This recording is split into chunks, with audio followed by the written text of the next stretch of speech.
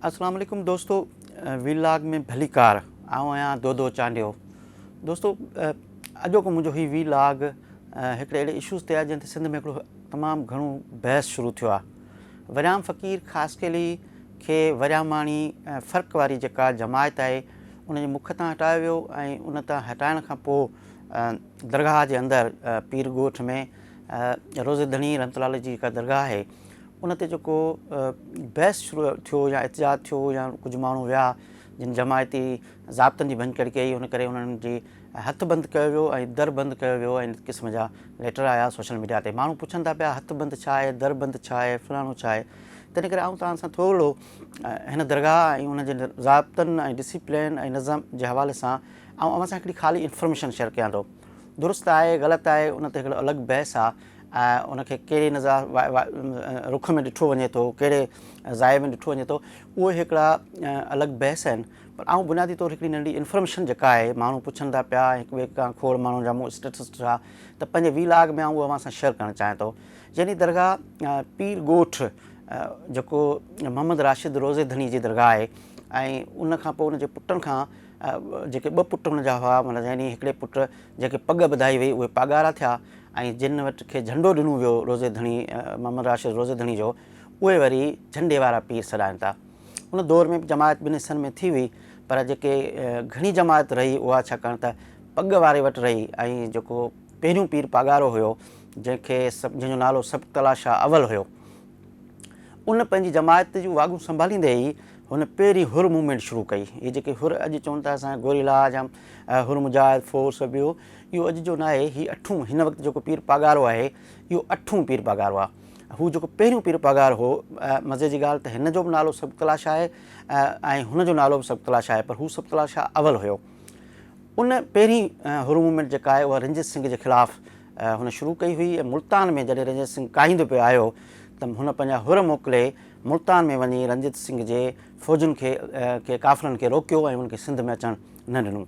उनखां पोइ हिकिड़ा डिसिप्लिन ठहिया जमायत में, ज़ाब्ता ठहिया त बाबा जीअं सभिनी पार्टियुनि में हुजे थो, बाबा आइन ऐं मंशूर आहिनि, जीअं पॉलिटिकल पार्टियुनि जे अंदरि जीए सिंध जा मंशूर आहिनि, अवामी तहरीक जा आहिनि, पीस पार्टी जा आहिनि, कम्यूनिस्ट पार्टी जा आहिनि, ॿियनि मज़हबी पार्टियुनि जा आहिनि। ईअं हिननि हुर जमायत जेका हुई उन में हिकिड़ा ज़ाब्ता डिसिप्लिन ठहिया त यानी कारो वॻो न कपिड़ो न पाइबो, अछी टोपी पाइबी, दरगाह ते जेको आहे उहो अचिबो त उते को बि मेलो न लॻंदो। यानी हीअ पीर पागार जी दरगाह वाहिद दरगाह आहे जिते को बि मेलो नथो लॻे। जीअं कलंदर ते भिटाई ते ॿियनि लॻनि था, माण्हू अचनि, मिठाइनि जा दुकान, पोइ वरी पड़ पिया विझजनि, पोइ पुट पियो घुरिजे, पोइ उते जेको कुझु थिए थो दरगाहनि जो जेको इन्वायरमेंट आहे मेलनि जो, हीअ न मल्हाईंदा आहिनि। ऐं हिननि रोज़े धणी माना मोहम्मद राशिद रोज़े धणीअ जेको आहे जंहिंखे जेको सभिनि जो वॾो हो, उनजे जेके ख़लीफ़ा आहिनि उन्हनि ते लॻंदा आहिनि मेला ऐं इलाही वॾा ख़लीफ़ा आहिनि। तव्हां निज़ामानी ख़लीफ़ो कड़े कंवर में, ईअं तव्हां ॾिसो ख़लीफ़ो नबी बख्श कासिम, ईअं इलाही ख़लीफ़ा आहिनि सॼी सिंध में जिन जूं ख़ुदि दरगाहूं आहिनि ऐं उन्हनि ते मेला लॻनि था, पर ख़ुदि रोज़े धणी ते को मेलो नथो लॻे। उनखां पोइ पहिरें पीर पागारे खां वठी हिननि वटि हिकिड़ी रस्म आहे त हीअ पंहिंजो जेको आहे उनखे चवंदा असां ॾिठे पीर जा मुरीद आहियूं। यानी जेको ऐं पीरी फ़क़ीर में हूंदो बि ईअं आहे त जेको पीर ज़िंदा आहे उहो ई मुर्शिद हूंदो आहे। तंहिंजे करे हिननि वटि जेको लाॾाणो करे वियो ऐं हीअ दुनिया जहान छॾे वियो उनखे पोइ यादि माना यानी उन जूं वर्सियूं या उन जा मेला या उहे कोन लॻाईंदा आहिनि, पर जेको गादी ते अची वेहंदो आहे उहो ॿी पागारो हूंदो आहे। ऐं हीअ वाहिद जमायत आहे जंहिंमें पीर पागारो चूंडणु पागार जे वस में न आहे। यानी को पीर पागारो वसियत नथो करे सघे त मूंखां पोइ मुंहिंजो हीउ पुटु हूंदो, भाउ हूंदो, पर हीअ जमायत जेका आहे उन में 14 चौकियूं आहिनि ऐं 14 में 2 फ़र्क़ वारियूं आहिनि। उन फ़र्क़ वारनि में हिकिड़ी फ़र्क़ वारी वरियामानी संगत जंहिंजे चीफ मुख जेको मुख हुयो, मुख हूंदो ई चीफ आहे। ऐं हिन जमायत में छाकाणि त सिंधी जा लफ़्ज़ आहिनि, हीअ जीअं असां चऊं ज़िले बॉडी, डिविज़नल बॉडी जीअं पार्टियूं चवंदियूं आहिनि, बाबा हीअ असांजो हिन में चौकी सॾींदा आहिनि। यानी लाड़ चौकी, थर चौकी, अछड़ो थर चौकी, जैसलमेर चौकी, फलाणी चौकी, ईअं 12 चौकियूं आहिनि। 2 चौकियूं आहिनि जिन खे फ़र्क़ वारी जमायत आहे। यानी उन्हनि वरी पाण में ई हिकिड़ो अलॻि हू उन्हनि खे सालम सॾींदा आहिनि ऐं फ़र्क़ वारा उन करे आहिनि त हिननि खे वधीक अख़्तियार जेके आहिनि उहे हुया जंगनि में, छाकाणि त हीअ सॼी जेका जमायत रही उन पहिरें ॾींहं खां वठी पहिरें पीर पागारे दौर खां वठी हाल ते जंग में रही। अच्छा, हिन में पागारो पाण न चूंडे सघंदो आहे। हिन जा हीअ जेके 14 मुख हूंदा आहिनि इहे जॾहिं हिकिड़ो को पघार लाॾाणो करे वेंदो आहे त हीअ पाण में गॾु थींदा आहिनि, दरगाह जे अंदरि पाण खे ॿाहिरां तालो हणाईंदा आहिनि ऐं ताले हणाइण खां पोइ हीअ तइ कंदा आहिनि त 5 पुट आहिनि, 5 पुटनि मां कहिड़ो पघार थिए ऐं अगरि पुटनि में को अहल न आहे त भाउनि मां कंहिंखे चूंडिजे। ऐं हिननि 14 मुखनि खे अख़्तियार हूंदा आहिनि त कंहिं बि चूंडियल पघारे खे भले 8 साल गुज़रे, 2 साल गुज़रे, 4 साल गुज़रे, पर उनखे पाण लाहे सघंदा आहिनि। इहो किथे बि कोन्हे, माना कंहिं पीराणी गादी या कंहिं मज़हबी गादी या इन क़िस्म जी बि न आहे, पर हिननि वटि इहो डिसिप्लिन आहे। उनमें हिकिड़ा डिसिप्लिन जमात ते बि हूंदा आहिनि, यानी पीर पघारे ते ख़ुदि बि हिकिड़ा डिसिप्लिन लागू हूंदा आहिनि, यानी हू पंहिंजी मर्ज़ी सां मूव न करे सघंदो आहे। हुन वटि हर दरगाह जे हुनजो घर ऐं जेको दरगाह आहे उते हर महीने हिकिड़ी चौकी अची रिप्लेस कंदी आहे, यानी उन चौकी जा माण्हू ईंदा आहिनि जेके हुनजा बोची बि थींदा, हुनजा ड्राइवर बि थींदा, हुनजा चौकीदार बि थींदा, हुन घर जो सॼो निज़ाम ऐं जेको दरगाह जो निज़ाम आहे उहा चौकी जी संभालींदी आहे। पोइ जॾहिं महीनो पूरो थींदो आहे त उन चौकी खे वरी ॿी चौकी ईंदी आहे। हिकिड़े भेरे महीने में अछड़े थर वारा वेठा आहिनि त अछड़े थर वारनि जो महीनो पूरो थियो त लाड़ चौकी वारा अची विया, लाड़ चौकी जॾहिं जो महीनो पूरो थियो त जैसलमेर चौकी वारा अची विया, सांगड़ चौकी वारा अची विया। इहे जेके 12 चौकियूं आहिनि उहे 12 महीना पीर पघारे जो सॼो निज़ाम जेको आहे उहो अची दरगाह जो, पीर पघारे जे घर जो ऐं दरगाह जो उहो अची संभालींदा आहिनि। उन में औरतूं बि हूंदियूं आहिनि, यानी घर जो निज़ाम ऐं ॿाहिरि जो निज़ाम। हिननि में मुर्शिद हिकिड़ो हूंदो आहे, यानी जेको पग आहे उहो मुर्शिद आहे, उनजो पुटु, उनजो भाउ, उनजो ॿारनि मां केर बि मुर्शिद न आहे, उनखे उहो मुर्शिद जो प्रोटोकॉल कोन हूंदो आहे। मुर्शिद जो प्रोटोकॉल सिर्फ़ु उनखे हूंदो आहे जेको पघारो चूंडिजी ईंदो आहे। अच्छा, सोच डिसिप्लिन ज़ाहिर हालत जंग में रही हीअ जमायत, तंहिंजे करे हिन में डिसिप्लिन आहे त अगरि को माण्हू डिसिप्लिन तोड़े थो, जमायती असूलनि जी भंजकड़ी करे थो, त उनजो हथु बंदि थींदो आहे। हाणे हथु बंदि थियण ईअं कोन्हे त हथ खे ॿधी छॾींदा आहिनि, पर हुनखे इहो हूंदो आहे त हुन सोशल बाइकाट कंदा आहिनि जमायत जा माण्हू त तो उहे दरगाह जा असूल टोड़िया आहिनि, तो जमायत जा ई असूल टोड़िया आहिनि, तंहिंजे करे हाणे तुंहिंजा हथ जेके आहिनि उहे बंदि आहे, हथु बंदि आहे, माना तोखे केरु हथु न ॾींदो, सोशल बाइकाट कबो। ऐं पोइ थींदो आहे दर बंदि, यानी अगरि उहो उन हथु बंदि दौरान ऐं जमायत जे उन डिसिप्लिन में वापसि नथो अचे ऐं दरगाह ते वञी पीर साहिब पघारे खां या मुखनि खां माफ़ी नथो वठे या जेको बि हुनजो निज़ाम आहे हुनखां वञी पंहिंजो ग़लतियूं तस्लीम नथो करे, त पोइ वरी छा थींदो आहे, दर बंदि थींदो आहे। दर बंदि इहो कोन्हे त माण्हू कमरे बंदि करे ॿाहिरां तालो हणी छॾिबो, दर बंदि थींदो त दरगाह ते नथो वञी सघे। ऐं दरगाह ते छाकाणि हीअ वाहिद दरगाह आहे जिते ईअं माण्हू जीअं पिया अचनि वञनि ईअं कोन्हे। हिन दरगाह जा हिकिड़ा असूल आहिनि, जीअं हुनजा 2 दर आहिनि, शाही दर, लखी दर। उन में जॾहिं दाख़िलु थिबो आहे त उते फ़क़ीर वेठा हूंदा आहिनि जिन खे कामी सरबो आहे। कामी यानी हिन जा लफ़्ज़ सभु निज सिंधी अथव। कामी माना लठ काम खणी बीठल माण्हू जो रज़ाकार हूंदो आहे बेसिकली। उहो पुछंदो आहे कहिड़ो साईं, त मतिलबु आउं वञा पियो त आउं चवंदो साईं दो साईं, चवंदो कहिड़ी जमायत, कहिड़ी संगत, त आउं चवंदो वरियामाणी संगत, लाड़ संगत, अचड़ो मीर। त हिकिड़ी तस्दीक थींदी आहे त मुरीद आहे, उन करे हीअ अंदरि अची सघे थो ऐं उते पोइ पीर साहिब जी ज़ियारत थींदी आहे। हीअ मेला न मल्हाईंदा आहिनि, हीअ गम न कंदा आहिनि, वसूं न मल्हाईंदा आहिनि, हीअ ईदूं ख़ुशियूं शेयर कंदा आहिनि। यानी हीअ इंफॉर्मेशन आहे जेका मां शेयर थो कयां त हर ईद ते पीर पघारो जेके 2 वॾियूं ईदूं आहिनि ख़ासि तौरु, अॻे 4 ईदुनि ते वेंदो पर पोइ बाद में उन ते पीर पघारो वेंदो, जमात जा सभु माण्हू वेंदा, लंगर हलंदो ऐं पोइ उते मानी थींदी, सभु शयूं थींदियूं ऐं ज़ियारतूं थींदियूं, पोइ फ़ैसिला थींदा, मसइला थींदा, पोइ जेके बि उते हूंदा आहिनि उहे सॼो जमात जा हीअ तइ कंदा आहिनि। तव्हां ॾिठो हूंदो त हिकिड़े माण्हुनि खे मटर ॿधल हूंदा ऐं देगियूं खणी डोड़ंदा पिया आहिनि। इहे बेसिकली जॾहिं जमायत में लंगर हलंदो आहे न त इहे पाण खे मटर ॿधी, यानी इहे जेके चड़ा मटर वॼंदा आहिनि, इहे ॿधी भत जेको बिरयानी जेको माना हूंदो आहे लंगर, उनखे हू लंगर सरींदा आहिनि, रोज़े धणी जो लंगर सरींदा आहिनि। उहो खणी उन करे घुमंदा आहिनि त उहे जेके चणा आवाज़ वॼंदा आहिनि त उन ते माण्हू वेठल हूंदा आहिनि, ॿारनि मां ईंदा आहिनि, औरतूं मर्द ॿार, त कंहिं मानी खाधी आहे न खाधी आहे त उनखे आवाज़ ॾियनि, उनखे सॾु कनि ऐं पोइ उनखे चवनि त अच्छा असां मानी खाई वठूं, अच्छा हीअ वञनि पिया हिन खां मानी घुरी वठणी आहे। हू विराईंदा आहिनि पर पोइ इहो घुमंदा आहिनि। ॿी समय लॻंदी आहे, हा हा तव्हां ॾिसंदा हूंदो उनखे रोज़े धणी जी समय चवंदा आहिनि। ॿियो हिकिड़ो रोज़े धणी जो ज़िक्र थींदो आहे जेको हीअ वेही कंदा आहिनि, ॿियो कुझु न। मज़हबी हवाले सां इहे एॾा कटर न आहिनि। ऐं तव्हां ॾिठो हूंदो त सूर्य बादशाह जे दौर में जॾहिं मस्जिद मंदरगाह जा फ़साद थिया त सूर्य बादशाह पंहिंजे मुरीदनि खे, हुरनि खे हुकुम कयो त तव्हां हिंदुनि जो तहफ़ुज़ कयो ऐं उन्हनि ते हमला थियनि न थियनि, बंदि थियनि। हालांकि अली मोहम्मद राशिदी जो जेको किताबु लिखियो आहे, ॿिया खोड़ किताब आहिनि मस्जिद मंदरगाह फ़साद जे पुठियां केरु आहे कीअं आहे, हिकिड़ो ॾुखो किसो आहे, हिन वीडियो कॉल में बयानु नथो करे सघां। अच्छा, हिन जा हिंदू बि मुरीद आहिनि, रुॻो मुस्लमान न आहिनि पर हिंदू बि हिन जा मुरीद आहिनि। तंहिं करे हीअ मज़हबी तौरु एॾा हू न आहिनि, न मेला मलाखड़ा, न को खीर पुट ॼणनि, न को पेरें मतिलबु खोड़ हिन में डिसिप्लिन न आहिनि। उन करे हीअ हथु बंदि थींदा आहिनि। जेको विराम फ़क़ीर जो हथु बंदि थियो उहो इहो थियो त हुन ते जेको बि इल्ज़ाम हो ढिघो कयो, उहो इहो आहे त बाबा तो डिसिप्लिन हीअ जमायत असूलनि जी भंजकड़ी कई उन करे। हाणे हिकिड़ी ॿी ॻाल्हि, माना जीअं मूं चयो न त हुर मूवमेंट पहिरीं सप्तला शाह अवल यानी पहिरें पीर पागारे दौर में शुरू थी, रंजन सिंह जे ख़िलाफ़ थी ऐं मुल्तान वटि वञी हुर विढ़िया हुआ। उनखां पोइ ॿी हुर मूवमेंट शुरू थी जॾहिं अंग्रेज़नि सिंध ते कब्ज़ो कयो। इहो यानी सूर्य बाथिया जो न, उनखां अॻु जो किस्सो आहे त हैदराबाद जा मीर हाराए विया, खैरपुर जे मीरनि ठाह कयो ऐं मिरपुर ख़ासि जा मीर उन वक़्त में हिकिड़ी सिंध जी गॾियल हुकूमत कोन हुई, मीरनि जूं 3 अलॻि अलॻि हुकूमतूं हुयूं।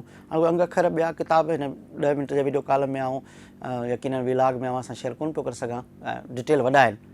त जेको सूर्य बाथिया आहे, जेको 6 पीर साहब पागारो हुयो, जंहिं अंग्रेज़नि जे ख़िलाफ़ु जंग कई, जंहिंखे 33 सालनि में अंग्रेज़नि फांसी ॾिनी, रत्नागढ़ी जेलनि में विधऊं, हिंदुस्तान जे समूरनि जेलनि में विधऊं, जंहिं हिकु बाक़ाइदा ऑर्गनाइज़्ड सिंध अंदरि गोरिया वेड़ कई हुई, जर्मनी सां उन लिख पढ़ कई, जर्मनी मां उतां हथियार पिया आया जेके बलूचिस्तान में अकबर बुगटियाल पकड़ाया, उते 30 हुरनि जो क़बरूं अञा ताईं उन सिबी स्टेशन ते पियल आहिनि, ऐं पाण उते अखियुनि सां ॾिसी आयो आहियां। ऐं उन्हनि जे बदिले अकबर बुगटी खे वरी सांगल में ज़मीनूं ॾिनियूं वियूं, सलीम कोट बिलाणा जेके बुगटी कोट आहिनि, ॿिया टिया आहिनि, उन दौर में सेटलर आबाद कया हुआ अंग्रेज़नि, पंजाब मां माण्हू अची हुरनि जूं ज़मीनूं नीलाम करे पोइ लोढ़ा ठाहे उन्हनि खे क़ैद कयो। लोढ़नि में ॿार ॼावा वॾा थिया, जवान थिया, न पढ़ी सघिया, न तइलीमूं हासिलु करे सघिया। अच्छा, उन मूवमेंट खां बि अॻु जॾहिं जीअं अंग्रेज़नि कब्ज़ो कयो त सूर्य बाथिया जो ॾाढो पघार हो ऐं उहो वेठो हुयो ऐं उन चयो त अंग्रेज़नि क़बूलु कयो, असीं कोन क़बूलु कयूं। पोइ उन दौर में सिंध आज़ादु हुकूमत मखी जे ॿेले में क़ाइमु थी ऐं बच्चू बादशाह उहो सिंध जो बादशाह थियो, पीरू वज़ीर थियो, काबीना क़ाइमु थी, हिकिड़ी स्टेट क़ाइमु थी। 12 खां वधीक उन दौर में हुर हुआ ऐं जिन बग़ावत कई हुर मूवमेंट उनमें सॼी हुई ऐं उन्हनि आज़ादु सिंध हुकूमत, सिंध जी आज़ादु हुकूमत क़ाइमु कई। ऐं हीउ जेको वरियाम फ़क़ीर ख़ासि करे इन जो तड़ ॾाढो शायदि, हा, उहो बच्चो उहो हुन जेको आहे हुनजो बादशाह थियो सिंध जो। ऐं चइबो अंग्रेज़नि खे असीं नथा क़बूलु कयूं, भले खैरपुर जा मीर ठही विया हुजनि, उहे असांखे क़बूलु न आहिनि, हैदराबाद जा मीर हाराए विया हुजनि, मीर ठारे खान वारनि जी जंग लथी पई, असीं जेको आहे उहो उनखे क़बूलु नथा कयूं। ऐं सूर्य बादशाह जे ॾाढे ॿी हुर मूवमेंट शुरू कई ऐं उन हुर मूवमेंट में हिन वरियाम फ़क़ीर ख़ासि करे जंहिंखे हाणे हथु बंदि कयो आहे ऐं दर बंदि कयो आहे। हथु बंदि करणु यानी सोशल बाइकाट, दर बंदि माना दरगाह ते नथो वञी सघे, या जमायत मां ख़ारिज करणु, मतिलबु मुंहिंजे ख़्याल में जमायत मां ख़ारिज थियो आहे या हुन कहिड़ा डिसिप्लिन लागू थिया आहिनि। उन दौर में पोइ जंग हली, उहा हुर मूवमेंट नाकाम थी या हुननि अंग्रेज़नि उनखे फांसियूं ॾेई छॾियूं, मारे छॾियो, उनजा लाश के मिलिया, कंहिंजा लाश बि कोन मिलिया। पोइ वरी सूर्य बादशाह जो पीउ जेको आहे वालिद साहिबु, उहो पीर पागारो थियो, उन दौर में ठापर थी। वरी जॾहिं 12 सालनि जी उमिरि में सूर्य बादशाह पीर पागारो थियो त हुन ॿीहर हुर मूवमेंट शुरू कई। पोइ उहा जेका आख़िर ताईं हली, यानी एसि ताईं हली जो पाकिस्तान ठहण खां पोइ बि केतिरनि सालनि ताईं हुर जेके आहिनि उहे लोढ़नि में हुआ ऐं पाकिस्तान गवर्नमेंट उनजी गादी बहाल कोन पई कई। पीर साहिबु पागारो जेको सूर्य बादशाह जा 2 पुट हुआ, हिकिड़ो सिकंदर शाह मर्दान शाह, सिकंदर शाह, ॿियो जेको नादिर शाह, उहे छाकाणि ब्रिटिश गवर्नमेंट जे क़ैद में हुआ, बर्तानिया में हुआ, उन्हनि खे न पिया आणनि हिते हुर जेलनि में हुआ। इंदिरा गांधी ऐलान कयो हिंदुस्तान जे अंदरि त असां हुरनि जी पागारे गादी बहाल था कयूं, छाकाणि त जेतिरा हुर पीर साहिबु पागारा मुरीद पाकिस्तान जे हदुनि में आहिनि उनखां ओतिरा हुन पासे आहिनि ऐं उनखां बि वधीक आहिनि। तंहिंजे करे पाकिस्तान गवर्नमेंट फौरी तौर पोइ हिकिड़ो ॾुखो किस्सो आहे, कीअं पीर साहिब खे वठी आया ऐं पागारे गादी बहाल कई। उहे जेके बमबारियुनि में घर ॾही विया पीर ॻोठ में, या गड़ंग बंगला, ॿिया जेके घर हुआ सभु शयूं ॾही वियूं। उनखां पोइ गादी बहाल थी, जंहिंमें शाह मर्दान शाह जेको हिन पीर पागारे जो वालिद साहिबु हुयो उहो थियो ऐं पागारो थियो। ऐं उन दौर में हीअ यानी 250 पौणा 300 सालनि खां हिन जो हिकिड़ो जमायती निज़ाम आहे, उन में डिसिप्लिन हूंदा आहिनि, उन में ज़ाब्ता हूंदा आहिनि, हथ बंदि थींदा आहिनि, दर बंदि थींदा आहिनि, पीर ॻोठ में ज़ियारत थींदी आहे, उन में सियासी गुफ़्तगू घटि थींदी आहे, उन में थींदी आहे। शाह मर्दान शाह जे दौर में पीर साहिबु जेको आहे उहो पाकिस्तान गवर्नमेंट खे ज़ाहिर वेझो थियो ऐं माण्हू पुछंदा हुआसीं तव्हां फ़ौज जा माण्हू अची, ऐं चवां थो ॿिया नथा चवनि, ॿिया लिकी आहिनि। मूं ख़ुदि हिकिड़ो दफ़ो पीर साहिब खां सुवालु कयो ऐं मूंखे मां प्रेस कॉन्फ्रेंस में वेंदो हुउसि किंगरी हाउस ते ऐं उते सुवालु कंदो हुउसि एज़ ए जर्नलिस्ट। त मूं हिकु दफ़ो पीर साहिब सुवालु कयो त तव्हां चवंदा आहियो हुरनि जो लीडर आहियां, सिंधियुनि जो न आहियां छा? त मूं ॾिसी मूंखे चई छा सिंधी हुर न आहिनि छा? ॿियो भेरो मूं चयो त साईं तव्हांजे वालिद साहिबु विड़ियो गोरिल्ला वेड़ विड़ियो, तव्हां सिंध जी आज़ादी जे लाइ, उनखां अॻु में तव्हांजो तड़ ॾाॾो विड़ियो, उनखां पोइ पहिरियों पीर पागार सिंध जे सरहदुनि जी हिफ़ाज़त जे लाइ रंजित सिंह खे हुन वञी हुते मुक़ाबिलो हुनजे हुरन कयो। त मूंखे चई मूंखे हिकिड़ो लुटियल फुलियल क़ाफ़िलो मिलियो आहे ऐं टिनि हुर तहरीकुनि खां पोइ जिन खे माण्हुनि जूं ज़मीनूं नीलाम थियूं, ॿार पढ़ी न सघिया, अंग्रेज़नि जे सॼे दौरनि में जेलनि में रहिया, तशदुद में रहिया ऐं फांसियूं खाधऊं, बमबारियूं थियूं घरनि ते, औरतूं ॿार। हाणे उन लुटियल फुलियल क़ाफ़िले खे वरी आऊं कंहिं जंग में वठी वञा या वरी उनखे आऊं पंहिंजे पेरनि ते बीहनि, को ॿनी ॿारो कनि, को ॿ गिरा खाई सघनि, त हिकिड़ो रिहेबिटेशन जो जेको फेज़ हो उहो शाह मर्दान शाह जेको हिन पीर साहिब पागार जो वालिद हो उन शुरू कयो। त उनखां पोइ हीउ अठूं पीर पागार हुआ। हिकिड़ो दरगाह जो निज़ाम आहे, यानी जमायत जो माण्हू ॿिए जमायत जे माण्हू जे ख़िलाफ़ु कोर्ट में नथो वञी सघे, पुलिस थाणे ते नथो वञी सघे। हिकिड़ी फ़ैसिला कमेटी आहे दरगाह ते जेका हुननि जा फ़ैसिला कंदी आहे ऐं तमामु थोरनि माण्हुनि खे ख़बर हूंदी त पीरनि जे गादियुनि में, घरनि में, हवेलियुनि में औरतूं चरियूं माना मतिलबु क़ुर सां शादियूं थियो वञनि, ईअं थियो वञनि, पर हिननि वटि ईअं न आहे। यानी जेको हिन पीर साहिब जो जेको वालिद साहिबु हो शाह मर्दान शाह, हुन जूं ॿई नियाणियूं हुन पंहिंजी पसंदि जूं शादियूं कयूं ऐं पीउ खे फ़ोन ते ॿुधायऊं त बाबा मूं हिन सां शादी कई। हुनजो बाबा चई अचो मुंहिंजे पहिरीं मानी खाइजो पोइ वञिजो। पंहिंजूं नियाणियूं अॻियां वठी अचणु, नियाणियुनि जी तइलीम ते वॾो फोकस करणु ऐं को बि इन क़िस्म जो वॾो सख़्ती करणु त पेट लिखी न ॾियो, बेजोड़ शादियूं न करायो, इन क़िस्म जो हिकिड़ो उन्हनि जो हिकिड़ो फेज़ आहे। ॿारनि जे लाइ हिकिड़ो फंड आहे, स्कॉलरशिप जेका आहे उनमें अगरि दरगाह में दरख़्वास्त ॾिबी आहे त उन माण्हू जो, मुंहिंजे असांजे ॻोठ जो टंडे बाग जो सारंगी फ़क़ीर जेके ख़ानदान जो नंढिड़ो लंडन मां ॿार ला करे आयो दरगाह जे हिन सॼी सपोर्ट सां ॿियनि सां। त हीउ हिकिड़ो डिसिप्लिन आहे ऐं हीउ जेको जमायत आहे विरिहां फ़क़ीर वारी, इनखे इहा फ़र्क़ु वारी जमायत आहे। ऐं ॿी फ़र्क़ु वारी जेका आहे उनजो मुख क़ासिम फ़क़ीर जेको आहे महर आहे ऐं 14 ॿियूं आहिनि जिन जा अघु मुख चेंज थींदा रहंदा आहिनि। असां आऊं मिसाल जिते लाड़ में रहां थो उते जेका पीर साहिब पागार वारनि जी जमायत आहे लाड़ चौकी, उन जा मुख ॿ टे भेरा चेंज थिया आहिनि, उहे थींदा रहंदा आहिनि। उहे उन्हनि वटि डिसिप्लिन आहे ऐं पोइ तव्हां हुनखे ग़लति माण्हू सम्झो या दुरुस्त सम्झो, इहो हिकिड़ो अलॻि डिस्कस आहे। पर जीअं पार्टियुनि में माण्हू मुअतल थींदा आहिनि, अवामी तहरीक़े खे माण्हू खे मुअतल करे छॾियऊं, शौकात ॾेई छॾियऊं, GSN जे माण्हू खे सेंट्रल कमेटी मुअतल करे छॾियो ऐं उनखे पिस पार्टी माण्हू कंहिंखे पार्टी मां कंहिंखे ख़ारिज करे छॾियो या उन हथु करे छॾियो। त हिननि जो बि हिकिड़ो जमायती निज़ाम आहे, उन असूलनि ते जेको नथो हले उनजे ख़िलाफ़ु कार्रवाई थिए थी। पोइ उनजो हथु बंदि थिए थो। हथु बंदि थियण जो मतिलबु आहे त सोशल बाइकाट, को हुन सां हथु न ॾींदो, को ॻाल्हाईंदो न, को मिलंदो न। ऐं जेकॾहिं हू नथो अञा मञे त पोइ दर बंदि थींदो आहे, दर थींदो आहे, यानी दरगाह ते उहो नथो वञी सघे।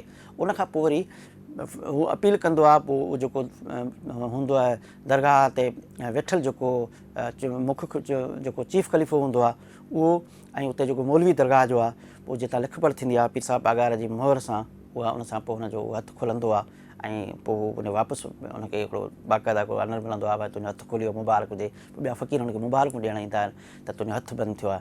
तॾहिं करे हिकिड़ो सोशल बाइकाट आहे। अगरि कंहिंजो हथु बंदि थो थिए त हुनजी ज़ाल, हुनजो पुटु, ॿार बि हुनखे हथु न ॾींदा, सोशल बाइकाट कंदा, हुन भाउ कंदा, मिट कंदा, माइट कंदा। त हीउ हिकिड़ो निज़ाम हो। मूं चयो इहा हिकिड़ी इंफॉर्मेशन तव्हां सां ज़रूरु शेयर कयां, छो जो माण्हू सम्झनि पिया त अलाए छा थी वियो आहे ऐं विरिहां फ़क़ीर जे मामले में यकीन हिन दरगाह जो फ़ैसिलो आहे, ग़लति सही, इहो पीर साहिब पागार कयो आहे या हुन जमायत कयो आहे, जेको बि थियो आहे डिसिप्लिन आहे। पर बेसिकली मूं चयो हिकिड़ी इंफॉर्मेशन तव्हांखे दरगाह जे पीर ॻोठ जे बारे में ऐं उनजी जेका हुर जमायत आहे उन सिलसिले में मूं चयो अव्हां सां ज़रूरु शेयर कयां, छो जो माण्हू पुछो पिए साईं इहो छा थींदो आहे। इलाही माण्हुनि खे फ़ोनूं कयूं, फेसबुक ते इलाही स्टेटस आहे, त उन करे मूं हीअ नंढी हिकिड़ी इंफॉर्मेशन अव्हां सां शेयर कई। तेसिताईं इजाज़त ॾींदा दोदे चांडीअ खे। इनशाला ॿिए वीडियो कॉलम में, ॿिए व्लॉग में अव्हां सां ज़रूरु मुलाक़ात थींदी। तेसिताईं अलाह वाही।